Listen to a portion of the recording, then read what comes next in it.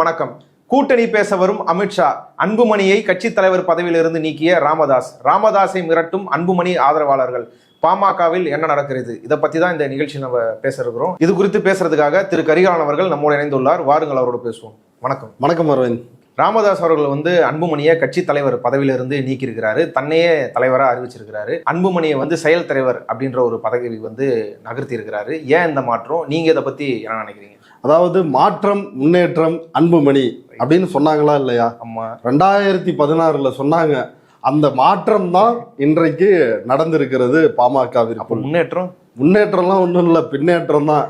ஒரு தத்தியை தலைவராகுனா கட்சி உருப்படுமா? உருப்படல, எதுக்குமே லாய்க்கு இல்லை. எம்பியா நாடாளுமன்றத்திற்கு போய் மக்கள் பிரச்சனையை பேசுவதற்கும் லாய்க்கு இல்லை. லீவை போட்டுவிட்டு இங்கேயே சுத்துறது. இங்கேருந்து எம்எல்ஏ யாராவது பாமக எம்எல்ஏ சட்டமன்றத்துக்கு போகிறாங்கன்னா அங்கே என்ன போய் கிழிச்சிருவீங்களா அப்படின்னு அவங்கள மிரட்டுறது. இப்படி எதற்கும் லாய்க்கு இல்லாத ஒரு தத்தி தான் என்னுடைய மகன் என்று இன்றைக்கு ராமதாஸ் சொல்லாமல் சொல்லி இருக்கிறார் அப்படின்றதான் இதனுடைய முதல் விஷயம். இப்ப இதுல இன்னொன்னு பார்க்க வேண்டியது இருக்குது. கலைஞர் அவர் கட்சிக்கு தலைவராக இருந்தார். அவர் முதுமை காரணமாக அவரால் செயல்பட முடியாம இருந்துச்சு. அதனால கட்சியினுடைய செயல் தலைவராக மு.க. ஸ்டாலின் அன்றைக்கு ஆனார். அது அவருடைய மறைவுக்கு பிறகு அவர் தலைவரானார் திமுகவுக்கு. ஆனா இங்க என்னன்னா, அவர் செயல்படுவதற்காக தலைவரானார் எம்.கே. ஸ்டாலின். இங்க நீ செயல்படாம இரு மகனே அப்படின்றதுக்காக, போதும் அப்படின்றதுக்காக செயல் தலைவர் அப்படின்ற ஒரு பதவியை ராமதாஸ் கொடுத்திருக்கிறார் அப்படின்னு தான் நம்ம பார்க்கணும். இதுல முக்கியமான செய்தியே, பாஜக சகவாசம் குலநாசம் அப்படின்றது மீண்டும் ஒரு முறை நிரூபணமாகி உள்ளது. இந்தியா முழுவதும் உள்ள கட்சிகளிடம் பாஜக கூட்டணி அமைப்பது, அந்த கட்சிகளை உடைப்பது, அந்த கட்சியினுடைய உட்கட்சி விவகாரங்களில் தலையிடுவது. அதிமுக இன்னைக்கு என்ன இருக்குது? எடப்பாடி, டிடிவி, ஓபிஎஸ், சசிகலா அப்படின்னு செங்கோட்டையன். ஆமா, இப்ப எடப்பாடியை கண்ட்ரோல் பண்றதுக்கு செங்கோட்டையனை ஒரு ஏக்நாத் சிண்டேவாக அவர்கள் உருவாக்கி டீல் பண்ணாங்க. அடிமைகள் கூடாரத்தை பொறுத்தவரை யார் சிறந்த அடிமை அப்படின்னு எஜமானன் மோடிக்கு காட்டுவதற்காக என்னென்ன நடந்துச்சு? அமித்ஷாவை டெல்லியில போய் எடப்பாடி பழனிசாமி பாக்குறாரு. அவர் பார்த்துட்டு வந்த உடனே நான் அவரை விட பெரிய அடிமைங்க அப்படின்னு சொல்லி ஆர்பி உதயகுமார் அவர் வீடியோ போடுறாரு. என்ன போட்டாரு? இந்தியாவின் பட்டேலுக்கு பிறகு இந்தியாவின் இரும்பு மனிதர் அமித்ஷா அப்படின்னாரு. அப்படி அடிமைகள் கூடாரம் ஒட்டுமொத்தமாக பாஜகவிடம் சரணடைந்து கட்சியவே இழந்துட்டாங்க. அதிமுக காரர்களே காரி துப்புகிறார்கள். சொந்த கட்சியினரிடையே செல்வாக்கு இழந்து போய்விட்டார் எடப்பாடி பழனிசாமி.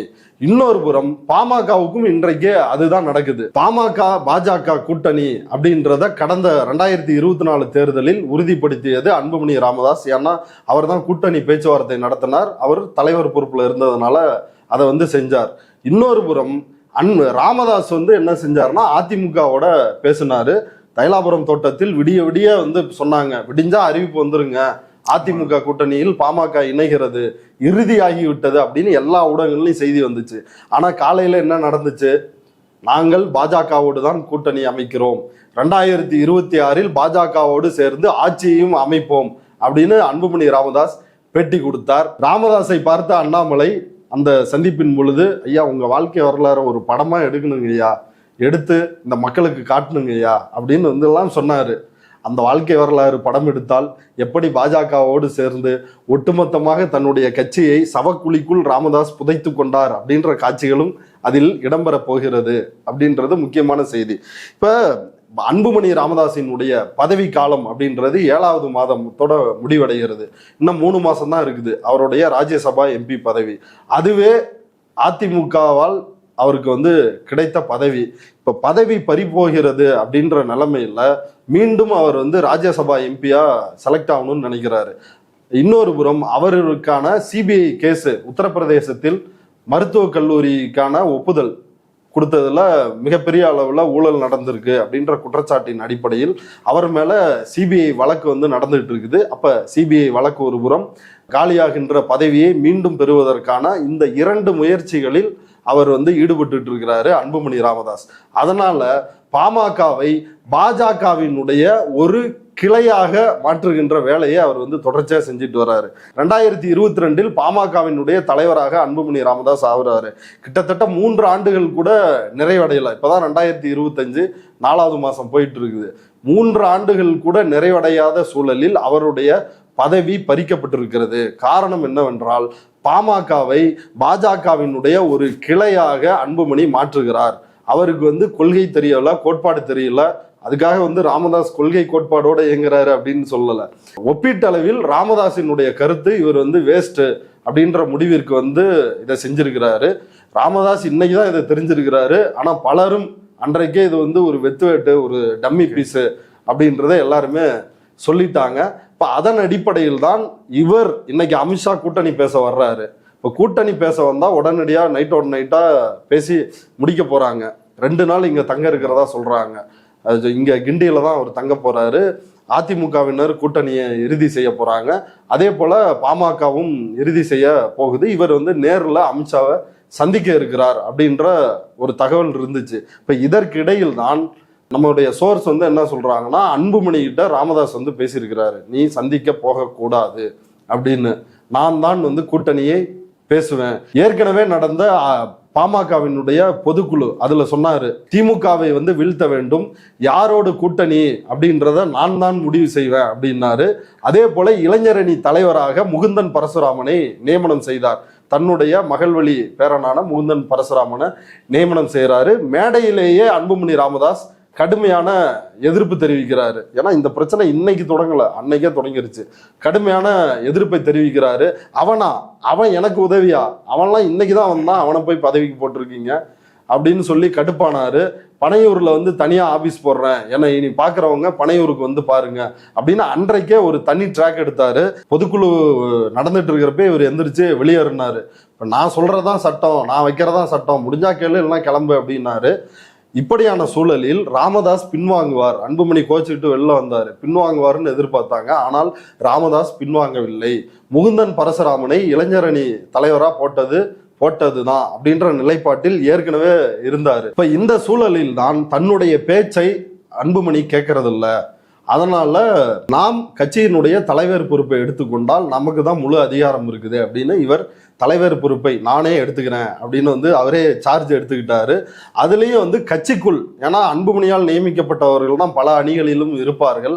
அதனால அவங்கள எதுவும் டிஸ்டர்ப் பண்ணக்கூடாதுன்றதுக்காக அணிகளில் எந்த மாற்றமும் கிடையாது, கட்சி தலைவர் பொறுப்பு மட்டும்தான் நான் எடுத்துக்கிறேன் அப்படின்ற ஒரு ஸ்டாண்டையும் ராமதாஸ் வந்து தந்திரமா எடுத்திருக்கிறாரு. இப்போ ராமதாஸ் அவர்கள் வந்து இப்படி ஒரு அறிவிச்சதால அது அன்புமணியோட உடன்பாட்டில் நடக்கல அப்படின்றது தெரிய வருது. அவரோட தொண்டர்கள் எல்லாம் போய் ராமதாஸ் வீட்டுல வந்து கூடியிருக்கிறாங்க, கோஷம் எழுப்பிட்டு இருக்காங்க. அதுல இருந்து அது தெரிய வருது. அப்ப அன்புமணியோட அடுத்த கட்ட முடிவு என்னவா இருக்கும்? இதை கட்டுப்பட்டு இருப்பாரா, இல்ல அவர் கட்சியை உடைக்க வாய்ப்பு இருக்கா? பாமக பொதுக்குழுவிலேயே வெளிப்படையா வந்து சாணியை கரைச்சி ஊத்தி செருப்பால் அடிக்கிற மாதிரி அன்புமணி ராமதாஸ் செருப்பால் அடித்தார்.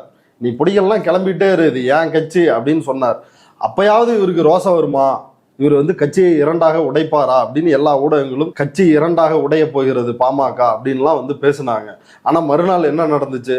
போய் தைலாபுர தோட்டத்தில் இவங்க அப்பாவை போய் இவர் பார்த்தாரு. இவங்களோட அக்கா தங்கச்சிங்கெல்லாம் வந்து சமாதானம் பண்ணி வச்சாங்க. 2 பேரும் கிழக்கையும் மேற்கையும் வந்து பார்த்துட்டு உட்கார்ந்து இருந்தாங்க. அது நடந்தது. இப்ப மறுபடியும் மீண்டும் ஒரு முறை வந்து பதவியை பிடுங்கி செயல்படாமல் இரு அப்படின்றதுக்காக செயல் தலைவர் அப்படின்ற ஒரு பதவியே ராமதாஸ் வந்து கொடுத்துருக்கிறாரு. இப்போவாவது அன்புமணிக்கு சூடு சொரணை வருமா அப்படின்னா அது வந்து மிகப்பெரிய கேள்வி. ஏன்னா பாஜகவோட சேர்ந்துட்டாலே நீங்க வந்து 1 கிலோ உப்பு போட்டு தின்னீங்கன்னா கூட சூடு சொரணை அப்படின்றதே இருக்காது. அதையெல்லாம் தியாகம் பண்ணாதான் பாஜகவோடு இருக்க முடியும். அப்ப அந்த வகையில் அன்புமணி என்ன முடிவெடுக்க போகிறார் அப்படின்றத பொறுத்திருந்து பார்த்தாதான் தெரியும். ஆனா இதுல இன்னொரு விஷயம் என்னன்னா, ஒரு கட்சி தொண்டனாக என்ன யோசிப்பாங்க அப்படின்னா, 85 வயசாயிருச்சு ராமதாஸுக்கு, அவர் இன்னும் எத்தனை நாளைக்கு இருக்க போறாரு? அன்புமணி தான் கட்சியில அடுத்து இன்னும் 20-30 ஆண்டுகளுக்கு மேல அவர் தான் வந்து ஸ்ட்ராங் பொசிஷன்ல இருக்க போறாரு. இப்ப அதனால இயல்பாவே வந்து நிர்வாகிகள் அன்புமணி பக்கம் தான் இருப்பாங்க. ராமதாஸ் பக்கம் நிற்பாங்களா அப்படின்றது மிகப்பெரிய கேள்வி. ஏன்னா ராமதாஸுக்கு எதிராக அன்புமணியினுடைய ஆதரவாளர்கள் போய் தைலாபுரம் தோட்டத்துல அவர் வீட்டு முன்னாடியே வந்து போராட்டம். அவர்களுக்கு ஆல்டர்னேட்டிவா வேற யாரும் இல்லையா கட்சியில? இல்ல, அதை தான் ராமதாஸ் வந்து நினைக்கிறாரு. அன்புமணிக்கு ஆல்டர்னேட்டிவா இவர் வந்து ஒரு தத்தி அப்படின்றதுனாலதான் முகுந்தன் பரசுராமன் அப்படின்ற தன்னுடைய மகள் காந்திமதியினுடைய பையன் அவரை வந்து இளைஞரணி தலைவராக நியமனம் செய்கிறார். அதுல ஒரு பையன், காந்திமதியினுடைய ஒரு பையன் பிரத்யுவனை மருமகனா ஆக்கிக்கிட்டாரு அன்புமணி. இன்னொரு பையனை இளைஞரணி தலைவரா ராமதாஸ் போடுறாரு. அன்புமணியினுடைய கணக்கு என்ன அப்படின்னா, எல்லாமே தன் வசம் தான் இருக்கணும், தன்னுடைய குடும்பத்தின் வசம். ராமதாஸ் குடும்பம் இல்லாமல் அன்புமணி குடும்பம் இருக்குல்ல, அந்த குடும்பத்தின் வசம்தான் எல்லாமே இருக்கணும் அப்படின்றத அவர் வந்து நினைக்கிறாரு. இளைஞரணி செயலாளராக முகுந்தன் பரசுராமன் வருவது, தன்னுடைய குடும்பத்தில் இருந்தே தனக்கு ஒரு ஆல்டர்னேட்டிவ் வர்றதை அவர் வந்து விரும்பல. பிற்காலத்தில் தன்னுடைய மருமகன் பிருத்திவினை வேணா நம்ம அரசியலுக்கு கொண்டு வரலாம் அப்படின்றது அன்புமணியினுடைய திட்டம். எதுவா இருந்தாலும் சொத்து எங்கேயும் போகாம நம்முடைய குடும்பத்திற்குள் இருக்க வேண்டும். ராமதாஸுக்கு என்னன்னா, இன்னொரு பேரன் சும்மா இருக்கிறானே, அவனுக்கு வந்து ஏதாவது பொறுப்பு கொடுத்து அவனை வளர்த்து விடணும், அந்த பேரன் இந்த தலைவர் பதவிக்கு பொருத்தமாக இருக்கலாம் அப்படின்னு ராமதாஸ் கருதுவதாக பாமக வட்டாரங்களில் நமக்கு வந்து விஷயத்த சொல்றாங்க. அப்ப அன்புமணிக்கு ஒரு ஆபத்தாக முகுந்தன் பரசுராமன் இருப்பாரு அப்படின்றதுனாலதான் மிக கடுமையாக அன்புமணி அதை ஆரம்பத்திலேயே எதிர்த்தார் அப்படின்றது முக்கியமான விஷயம். இப்போ ஆனா ராமதாஸ் அவர்கள் வந்து வேற என்ன இன்டென்ஷன்ல இப்படி ஒரு மாற்றத்தை கொண்டு வந்தார்? அதாவது கூட்டணி பத்தி அன்புமணி முடிவெடுக்க கூடாது, நான் தான் முடிவெடுக்கணுன்றத செஞ்சிருக்கிறாரு. இவர் என்ன முடிவெடுக்க வாய்ப்புகள், வேற ஆப்ஷன் எதுவும் இல்ல. பாஜக கூட தான் போய் ஆகணும். இவர் என்ன கணக்குல இருக்காரு? அதாவது கட்சியை எப்படியாவது காப்பாற்றி விடலாம். கடந்த காலங்களில் இவங்க என்ன பண்ணாங்கன்னா, மாறி மாறி கூட்டணி வைத்து ஒரு முட்டுச்சந்துக்கு பாமக வந்துச்சு. அதை ஒட்டி 2011-12 தருமபுரியில் இளவரசன் திவ்யா காதல் திருமணத்தை வந்து மையமாக வைத்து மிகப்பெரிய ஒரு கலவரத்தை தூண்டி நாடக காதல் அப்படின்னு இல்லாத ஒரு கான்செப்டை உருவாக்கி பட்டியல் சமூக மக்களை மிகப்பெரிய ஒரு எதிரியாக சித்தரித்து தலித் அல்லாதவர் கூட்டமைப்பை ராமதாஸ் வந்து உருவாக்கினார். அது 2014 தேர்தலில் பலன் கொடுத்தது. அப்ப பாஜகவோட கூட்டணி அமைத்து தான் எம்பி ஆனாரு அன்புமணி ராமதாஸ் தர்மபுரியில. அதற்கு பிறகு அந்த அரசியல் செல்லுபடி ஆகவில்லை. ஏன்னா மக்கள் தெரிஞ்சுக்கிட்டான், வன்னியர்களும் பறையர்களும் நம்ம 2 பேருக்குள்ள சண்டையை மூட்டி விட்டு இவனுங்க குளிர்காய பார்க்கிறார்கள் அப்படின்றது தெளிவானதனால் சொந்த ஜாதியிடையே வன்னியர் மக்களிடையே இவர்கள் செல்வாக்கிழந்து போயிட்டாங்க. ராமதாஸ் இப்படி ஒரு பக்கம் பாஜகவோட கூட்டணி வைப்பாரு, இன்னொரு புறம் தேர்தல் நேரம் நெருங்கி வரப்போகுது அப்படின்னா அப்போ கேள்வி எழுப்புவாங்க பத்திரிகையாளர்கள். 2019 தேர்தலில் அதான் நடந்துச்சு.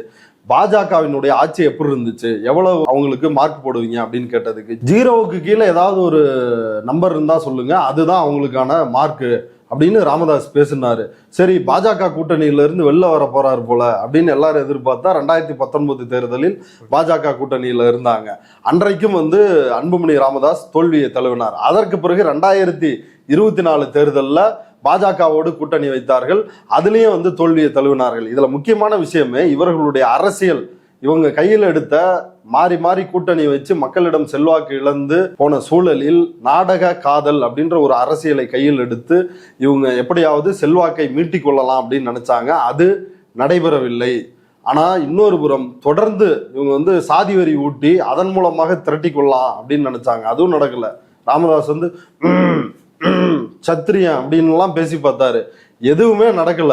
இப்ப கடைசி நேரத்துல கட்சியை எப்படியாவது காப்பாத்திரணும், பையன் வந்து பாஜகவுக்கு அடகு வச்சு கட்சியை வித்து தின்றுவான் அப்படின்ற பயத்தில் ராமதாஸ் இந்த முடிவு எடுக்கிறாரு. ஆனா இதுல புரிஞ்சுக்க வேண்டிய விஷயம் என்னன்னா, ஜாதி வெறி அப்படின்ற ஒரு விஷயத்த நீங்க கையில எடுத்துட்டீங்கன்னா அதனுடைய எண்டு பாயிண்ட் என்ன? ஈஸியா மதவெறி. உன்னோட பாஜக காரன் நீதான்டா சத்திரியன் அப்படின்னு அவன் கூறுவாரான். அவன் கொள்கை கோட்பாடு அதுதான். ஒவ்வொரு சாதிகளாக அணிதிரட்டி சோசியல் இன்ஜினியரிங் பண்ணி அவங்கள கைப்பற்றுவதான். இப்ப அதைத்தான் இங்கேயும் வந்து செஞ்சிருக்கிறாங்க.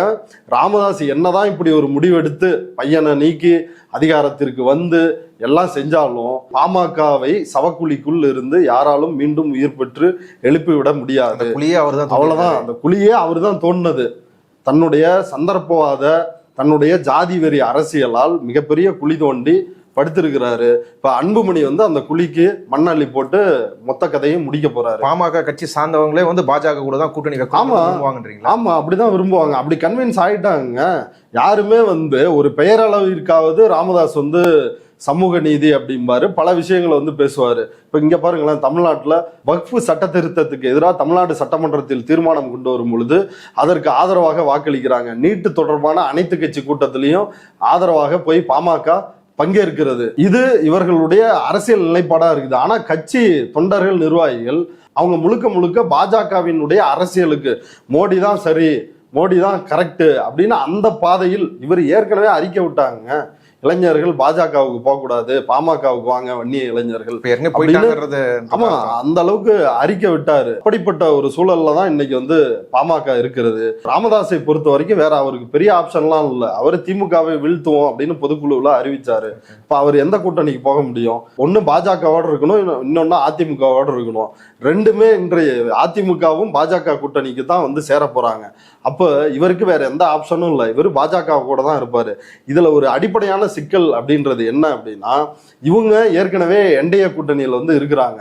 இப்ப என்டிஏ கூட்டணி அமித்ஷாவோட பேச போறாங்க. இப்ப அவர்கள் தனியாக எங்களுக்கு இவ்வளவு சீட்டு அப்படின்ற பேரத்தை அவர்கள் வந்து முடிவு செய்வாங்க. இந்த பக்கம் பாஜக இவங்கெல்லாம் எங்களுடைய பழைய பார்ட்னர்ஸ், இந்த பார்ட்னர்ஸுக்கான தொகுதிகளை எங்கள்கிட்ட கொடுத்துருங்க, நாங்க முடிவு செஞ்சு அவர்களுக்கு எத்தனை தொகுதி அப்படின்றத கொடுப்போம் அப்படின்ற ஒரு நிலைமை தான் இருக்குது. அப்ப தன்னுடைய பார்கெனிங் பவர், கட்சியை காப்பாற்றணும், இப்படி பல விஷயங்களுக்காக இன்னொரு புறம் வந்து தன்னுடைய சொத்தை தன்னுடைய மகளுக்கும் வந்து கொஞ்சம் கொடுக்கணும் அப்படின்றதுக்காக முகுந்த் பரசுராமன் அவரை வந்து கொண்டு வராரு. அப்ப இப்படியான ஒரு சூழல்ல தான் பாமக இருக்குது. பாமக அப்படின்றது சவக்குழிக்குள் விழுந்து விட்டது. இவங்களால வந்து என்ன யூஸ் இருக்குது தமிழ்நாட்டு மக்களுக்கு? இப்ப இவங்க தங்களுடைய பெட்டிக்காகவும் பிழைப்புக்காகவும், இனி பையன்கிட்ட பெட்டி பேரத்தை பத்தி பேசக்கூடாது, என்கிட்ட தான் நீங்க எதுவா இருந்தாலும் பெட்டி பேரத்தை பேச வேண்டும் அப்படின்ற நிலைமைக்கு வந்திருக்கிறார். இதுல யாராவது இடஒதுக்கீட்டு போராட்டத்துல, வன்னியர்களுக்கு இடஒதுக்கீடு கேட்டு நடந்த போராட்டத்தில் 25 பேர் அதிமுக ஆட்சியில் சுட்டு படுகொலை செய்தார் எம்ஜிஆர் ஆட்சி காலத்துல. அவங்களுக்கு ஏதாவது வந்து செய்யறதுக்காக ராமதாஸ் கூட்டணிக்கு போறாரா, இல்ல ஏதாவது செஞ்சிருக்கிறாரா, இல்ல வன்னியர்களை யாராவது இலவசமாக எத்தனை வன்னியர்களை இவர் வந்து படிக்க வச்சிருக்கிறாரு, அவங்கள முன்னேற்றத்துக்கு என்ன பாடுபட்டு இருக்கிறாரு? ஒண்ணுமே கிடையாது. இது வன்னியர் மக்களுக்கே விரோதமான ஒரு கட்சியாக, அவர்களை சுரண்டி பிழைக்கின்ற ஒரு கட்சியாகவும், வட தமிழ்நாட்டில் வன்னியர் மற்றும் பறையர் சமூகத்துக்கு இடையே மோதல் ஏற்படுத்தி குளிர்காயும் ஒரு கட்சியாகவும், ஒரு மக்கள் விரோத கட்சியா பாமக மாறிடுச்சு. பாமகவினுடைய வீழ்ச்சி அப்படின்றது தமிழ்நாட்டிற்கு ஒரு ஆரோக்கியமான விஷயம் தான். இவ்வளவு நேரம் இந்த செய்தி குறித்து உங்க கருத்துக்களை பகிர்ந்து கொண்டதுக்கு நன்றி.